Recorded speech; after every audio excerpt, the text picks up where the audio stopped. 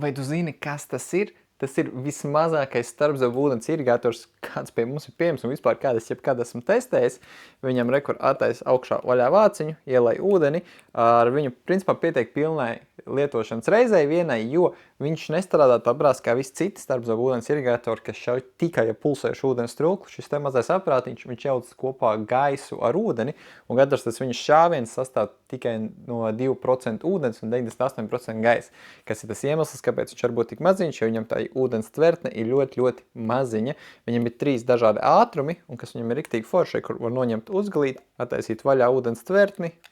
iemet viņā iekšā, un viņš ir gatavs doties ceļojumos, un pie tam nav jāņem līdzi speciāls lādētājs, viņam ir rekur attaisa vaļā silikonu vāciņu, ir pat taisno USB-C ports, tieši tāds pats, kā jūs mobilam telefonam var izmantot vienu to pašu lādētāju, pieejams gan šādā zaļā krāsā, ir arī tāds, kur parādīšu, balti pelēkā krāsā pieejams pie mums, un maksā tikai 49 eiro. Pie tam, ja apskatīsies komentāru sadaļu, bet video apraksta sadaļu, tur droši vien arī atradīs atlaižu kodiņu, ko var ievadīt pērkot šo te aparātiņu un būs nedaudz lētāk.